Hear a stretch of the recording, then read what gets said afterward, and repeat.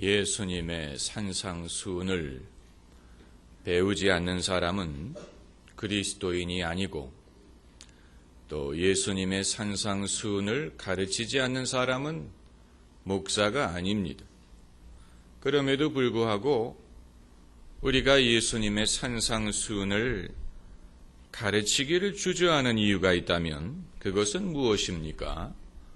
그것은 상대적인 장벽이 있기 때문입니다. 먼저 심리적인 장벽이 있습니다. 어렵다, 극단적이다, 급진적이다, 이런 장벽입니다. 이런 장벽을 쌓게 하는 대표적인 구절들이 있는데, 누가 너희 오른뺨을 때리면 왼뺨을 돌려대라 라든가, 내 원수를 사랑하라 라는 구절이라든가, 부자가 천국에 들어가는 것이 약대가 바늘구멍으로 들어가는 것보다 어렵다, 이런 말씀들입니다. 그러다 보니까 사람들이 아예 귀를 닫아버립니다. 들으면서도 흘려서 들읍니다. 저건 예수님이 늘 하시는 말씀이지 어머니의 잔소리를 흘려듣는 것처럼, 이것이 우리의 심리적인 장벽이고, 두 번째는 신학적인 장벽이 있습니다. 우리가 예수님을 믿음으로 구원을 받았는데 굳이 예수님의 말씀을 다 지키지 않는다고 어쩐 일이 있을 것이냐, 하나님이 어떻게 하실 것이냐. 그래서 예수님의 어렵고 엄한 말씀보다는 온화한 말씀을 선호합니다. 믿는 자마다 멸망치 않고 영생을 얻게 하려 함이라 라든가, 나는 부활이요 생명이니 나를 믿는 자는 죽어도 살고 무릇 살아서 믿는 자는 영원히 죽지 아니하리라, 이런 온화한 말씀, 더 쉬운 말씀을 선호하려는 경향이 있습니다. 그리고 솔직히 신학적인 모순이 있는 것처럼 보일 때도 있습니다. 어디서는 믿음으로 구원을 받는다라고 했다가 어디서는 듣기만 하고 행하지 않으면 모래 위에 집을 지은 것 같다라고 하기 때문에 헷갈릴 때도 있는 것입니다. 그리고 세 번째는 실천적인 장벽이 있습니다. 해보니 안 되더라는 것입니다. 내가 성자가 아닌 다음에야 어떻게 이대로 살 수 있겠느냐. 우리가 성자로 추대하는 대표적인 분이 손양원 목사님이죠. 여순 반란 사건 때 자기 두 아들을 죽인 남자를 용서하고 자기의 양자로 삼아서 목사를 만든 전설적인 성자입니다. 그러나 우리는 그런 일을 접할 때 나는 그런 사람이 아니다, 그건 특별한 분이고 특별한 분이기 때문에 가능하지만 나는 성자가 아니다, 이러면서 우리 마음속에 늘 어떤 죄의식이라든가 부족함을 의식하면서 살 때가 많은 것입니다. 여러분, 성경은 분량이 참으로 많습니다. 신구약 66권을 통틀어 보면 분량이 엄청나게 많은데, 그 중에서 우리에게 죄책감을 안겨주는 부분은 의외로 적은 부분입니다.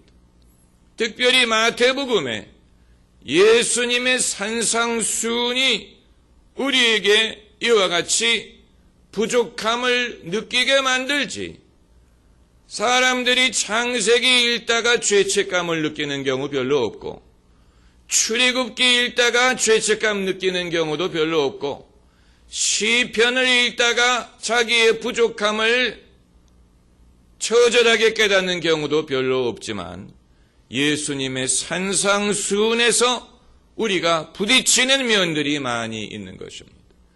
여러분은 어떤 성경 구절이 걸리십니까? 저는 운전하다가 욕이 나오려고 할 때마다 예수님 말씀 중에 너희가 너희 형제에게 라가라 말하는 자마다 공에 잡혀가게 되고, 그 구절이 걸립니다.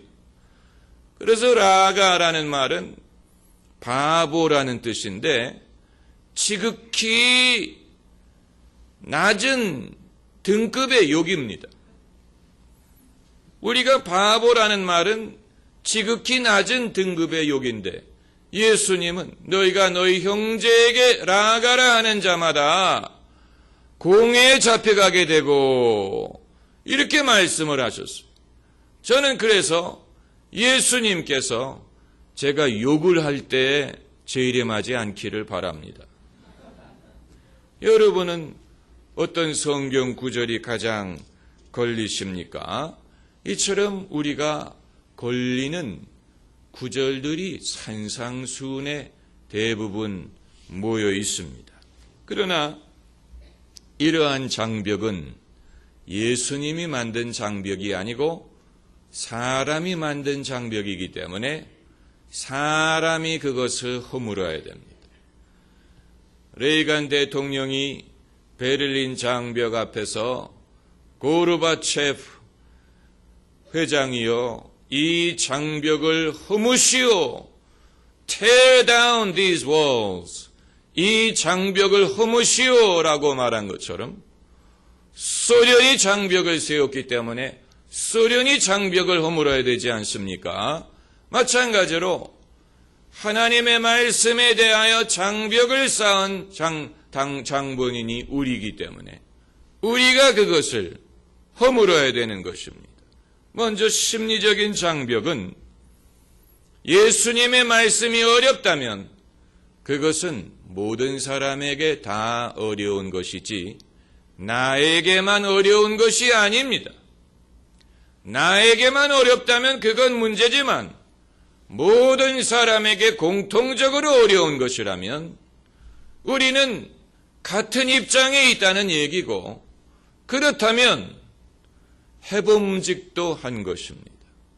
우리에게 다 공통적으로 어려운 말씀이고 우리가 다 같은 입장에서 시작하는 것이라면 해봄직도 하다고 생각할 수 있는 것입니다. 그리고 신학적인 장벽은 우리가 신학을 믿는 것이 아니고 하나님의 말씀을 믿는 것입니다.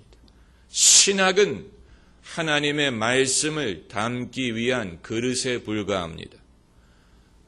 우리가 우유를 마실 때 컵에 담아 마시는 것처럼 컵이 없으면 우유를 마시기가 어렵지만 컵을 마시는 것은 아니고 우유를 마시는 것입니다.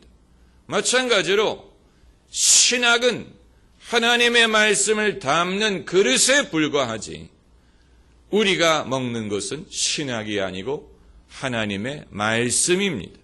예수님 말씀대로 하나님의 입에서 나오는 모든 말씀으로 살리라 라고 했기 때문에 우리는 하나님의 모든 말씀을 골고루 받아들이고 배우고 진지하게 그것을 읽고 그리고 따르면 되는 것이지 우리가 섣불리 신학적인 개념을 가지고 이것은 저것과 다르다느니 이것은 알아듣지 못하겠다느니 이렇게 생각하는 것은 불필요한 선입관이요.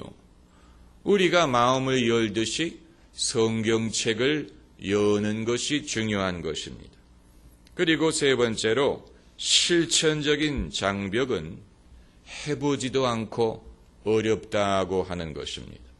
사람들이 올라가 보지도 않고 높다고만 하더라고 한 것처럼 별로 해보지도 않고 여러분 기독교를 비판하는 사람들 중에 정말로 예수님이 어떤 분인가를 알고 비판하는 사람이 있으면 제가 존중하겠는데 예수님도 모르고 성경도 제대로 읽어본 적이 없고 진짜 그리스도인을 만나본 적도 없는 사람이 섣불리 외형적인 것만 보고 자기의 육신적인 인상만을 가지고 기독교를 비판하는 것은 그건 미련한 짓이요 자기 손해입니다.